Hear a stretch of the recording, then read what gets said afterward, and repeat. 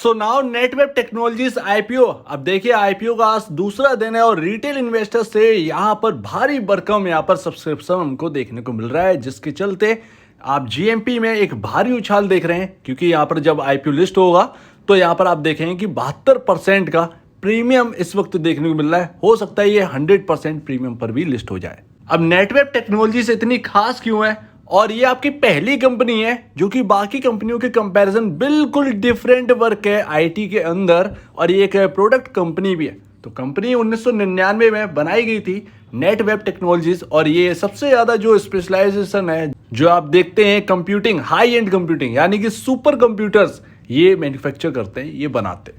Super manufacture हुआ आपके IIT में जितने भी यहाँ पर ना आपका लगा हुआ है सुपर कंप्यूटर्स, वो इनके ही लगाए हुए हैं। इसके साथ साथ इनका बहुत ही फेमस प्रोडक्ट है टायरन सिस्टम्स, ये काफ़ी ज़्यादा फेमस है। और ये इसी वजह से यहाँ पर देखिएगा ये आपका सर्वर जो है ना लीडिंग प्रोवाइडर है सर्वर्स में, आपके वर्क स्टेशन में। आप देखिएगा कि यहाँ पर आपका जो डेटा सेंटर्स है वो स्टेब्लिश करते हैं, ये बना देते हैं। अब इंडिया की बात करें तो अभी इतना ज़्यादा डेटा सेंटर्स नहीं है, लेकिन आप देखिएगा कि अगले 5 साल 6 साल में कि कंपनीज जो है ना वो यहाँ पर बढ़ती हुई नजर आएंगी। और जब जैसे जैसे ना कंपनी बढ़ती हुई नजर आएंगी यहाँ पर डेटा सेंटर्स की डिमांड बढ़ने लगेगी। क्योंकि कस्टमर्स का कहें या यूजर्स का कहें, जो डेटा है वो कहाँ पर सेव होगा, उसके लिए डेटा सेंटर चाहिए। और डेटा सेंटर्स यहाँ पर लीडिंग प्रोवाइडर ये बना हुआ है। इसके साथ साथ मैं आपको बता दूं जो वर्ल्ड के अंदर 500 टॉप 500 जो सुपर कंप्यूटर्स आते हैं उनमें इन्होंने 10 बार जगह बनाई है। तो इतना खास है ये कंपनी। और अभी आप देखिए स्लोली ये जो है ना वो लगातार ग्रोथ भी कर रही है, लेकिन अभी टाइम है ग्रोथ करने में। क्योंकि आप समझ रहे हैं कि इंडिया के अंदर अभी डेटा सेंटर्स का इतना बड़ा रोल नहीं है, लेकिन आगे आप देखिए किस तरीके से टेक्नोलॉजी जिस तरीके से चेंज हो रही है ना, डेटा सेंटर्स की डिमांड बढ़ेगी। अडानी खुद भी यहाँ पर ना डेटा सेंटर अभी बना रहे हैं। तो आप समझ सकते हैं कि जब अडानी आ चुके हैं तो यहाँ से एक आप कहें ना एक नए दरवाजे खुल जाएंगे, और डेटा सेंटर्स की जो डिमांड बढ़ेगी तो यहाँ पर इनको कॉन्ट्रैक्ट भी बहुत ज़्यादा मिलेंगे। और सिर्फ सुपर कंप्यूटर से ही नहीं, यहाँ पर अगर आप बात करें तो क्लाउड टेक्नोलॉजी यहाँ पर ना ये कंपनी जो है ना वो लीड कर रही है इंडिया के अंदर क्लाउड टेक्नोलॉजी में।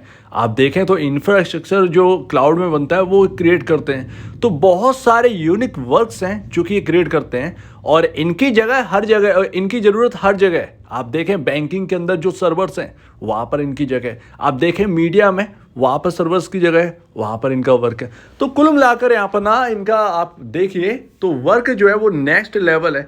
तो अगर किसी को काम अच्छा लगता है और अगर आईपीओ मिल जाता है तो आप देखिएगा कि आपको दूसरी कोई कंपनी ऐसी देखने को नहीं मिलेगी। तो मेरे ख्याल से थोड़ा सा देखिए यहाँ पर लिस्ट होने के बाद कहीं ना कहीं वॉलेटिलिटी बढ़ती हुई नजर आएगी, लेकिन आगे के लिए कहीं ना कहीं इसका काम जो है ना इस कंपनी की वैल्यूएशन बढ़ाएगा, और ऐसे में आपके स्टॉक के प्राइसेस बढ़ते हुए नजर आएंगे। तो आप आगे के लिए रख सकते हैं। हाल फिलहाल में थोड़ी सी वॉलेटिलिटी रह सकती है, लेकिन आगे के लिए कहीं ना कहीं ये अच्छा यहाँ पर देखने को मिलेगा इस स्टॉक के अंदर। और कंपनी का प्राइमरी फोकस है इस पैसे को यूज करेंगे ये अपने लिए बिल्डिंग्स बनाने में, जो कि यहाँ पर चाहिए, ऑफिस चाहिए कंपनी को। इसके साथ साथ यहाँ पर इंटीरियर को डेवलपमेंट करने में पैसा खर्च करेंगे, और इक्विपमेंट और मशीनरी को खर्च करेंगे, उसके ऊपर खर्च करेंगे, और अपनी जो प्रोडक्ट लाइन है उसको बेहतरीन करेंगे, न्यू प्रोडक्ट लाइन बनाएंगे। तो ये आगे जो पैसा यहाँ पर जुटाया जाएगा आईपीओ से वो कंपनी में ही लगेगा। ये बहुत अच्छी बात है, इससे बढ़िया कुछ बात नहीं हो सकती है। तो यहाँ पर ना सारी चीज़ें आपके हिसाब से ही बन रही हैं। अभी तक आप आईपीओ देखते होंगे तो आपने देखा होगा प्रमोटर किस तरीके से स्टेक बेच देते हैं। तो यहाँ पर वैसा सिनेरियो नहीं है, कंपनी के ऊपर ही ये पूरा खर्च करते हुए नजर आएंगे।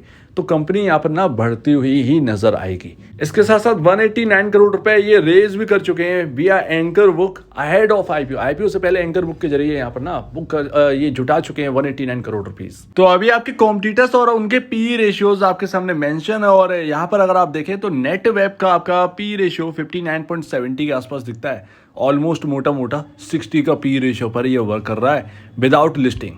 इसके साथ साथ आपका जो डिक्सन टेक्नोलॉजीज है 101 का चल रहा है। सिरमा एसजीएस आपका 73.20 चल रहा है, और यहाँ पर 184 आपको दिखाई दे रहा है। यानी कि आपके 3 जो कॉम्पिटिटर हैं उनके पी रेशोज अपने इंडस्ट्री पी से काफ़ी आगे वर्क कर रहे हैं। और डिक्सन और यहाँ पर देखें आप तो ऑलमोस्ट आपको यहाँ पर आपका पी रेशो 100 के अबव वर्क करता हुआ दिख रहा है। लिस्टिंग के बाद नेटवेब का भी जो पी रेशियो वो ऑलमोस्ट 118 से 120 के पास रहेगा अगर 100% प्रीमियम पर लिस्ट होता है।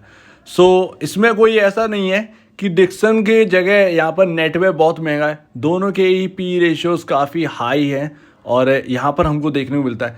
अर्निंग्स की अगर बात करें ना तो यहाँ पर ना डिक्सन आपका टोटल रेवेन्यू जो है वो 12,192 करोड़ है, लेकिन ये आपके सामने रेवेन्यू है। जब प्रॉफिटेबिलिटी की बात आएगी तो प्रॉफिट आपको इतना नहीं देखने को मिलता है। और नेटवेब का 2023 के हिसाब से आपका जो रेवेन्यू है वो आपका 445.65 करोड़ है, जो कि पूरे साल का है। 4 क्वार्टर में अगर आप बांट देंगे 100-150 करोड़ के आसपास का मोटा मोटा बैठता होगा हर क्वार्टर में। तो अभी यहाँ पर ना आपका प्रॉफिट जो है वो इसका ऑलमोस्ट 10% है, 46.94। उससे पहले देखेंगे 2022 में तो 247 करोड़ की नेट सेल थी, 2021 में देखेंगे तो 144 करोड़ रुपए की। यानी कि ऑलमोस्ट यहाँ पर ना हर साल अगर आप देखें तो डबल तक यहाँ पर जो है ना आपको नेट सेल होते हुए दिख रही है, ये ग्रोथ है। और प्रॉफिटेबिलिटी भी डबल के ऊपर ही हमको देखने को मिल रहा है। तो यहाँ पर लगातार हर साल ग्रोथ है, लेकिन आप देखें तो नंबर जो है ना वो इतने बेहतरीन नहीं है। लेकिन आप लिस्ट होने दीजिए, अगर बहुत ज़्यादा यहाँ पर ना आपको पी रेशियो देखने को मिलता है 100 के एवब या कहें 120 के एवब, अगर आपको पी रेशियो देखने को मिलता है तो वो कहीं ना कहीं स्टॉक को करेक्ट करता हुआ नीचे लेकर आएगा। फिर भले ही ये सुपर कंप्यूटिंग बनाते रहे या कुछ भी बनाते रहे, मार्केट अपने हिसाब से चलेगा। मार्केट में अगर ये बहुत ज़्यादा महंगे होंगे तो फिर वो सस्टेनेबिलिटी मुश्किल है, नहीं आ पाएगी। और ये लिस्टिंग के बाद आपको देखना भी है, जब लिस्टिंग हो जाए तो इनकी वैल्यूएशन आप चेक करिएगा और पी रेशियो भी चेक कर लीजिएगा एक बारी। तो नेटवेब के काम जो है ना वो बहुत ही सुपर है और ऐसा काम हमको बाकी कंपनियों में नहीं देखने को मिलता है। ये बहुत ही एक्स्ट्रा ऑर्डिनरी इस कंपनी को कर देती है मार्केट के अंदर।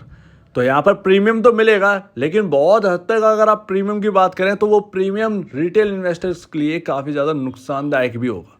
तो इस बात का ध्यान रखें, जब ये लिस्ट हो जाए तो पी रेशियोज़ और बाकी वगैरह वगैरह जो चीज़ें हैं, जो इंडिकेटर्स हैं, उनको आप प्लीज़ एक बार यहाँ पर चेक कर लीजिएगा। अगर बहुत ज़्यादा महंगा लगे तो प्रॉफिट बुक करने में थोड़ा कोई गलत बात नहीं होगी। बाकी आगे के लिए काम बहुत सुपर है कि यहाँ पर ना आपके 5 साल की अगर बात करें तो लगातार ग्रोथ होती जाएगी इस कंपनी में, ग्रोथ नहीं रुकेगी।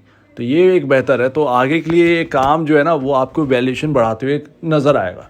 सो उम्मीद है आप इस बात को समझ रहे होंगे। आईपीओ लॉन्ग टर्म के लिए बेहतर है, लेकिन हद से ज़्यादा वैल्यूएशन अगर हो गई तो वो कहीं ना कहीं करेक्ट होता हुआ नजर आएगा। वॉलेटिलिटी इस स्टॉक के अंदर रहेगी लिस्टिंग के बाद। तो इस सारी चीज़ों पर थोड़ा सा गौर जरूर कर लीजिएगा लॉन्ग टर्म वाले। शॉर्ट टर्म वाले तो भाई आपको रिटर्न इतना मिल ही रहा है, तो आप इस रिटर्न में भी आप अपना प्रॉफिट बुक कर सकते हैं। तो आपका क्या कहना है इसके ऊपर कमेंट सेक्शन में कहिएगा। और अब वीडियो देखने के लिए बहुत धन्यवाद दोस्तों।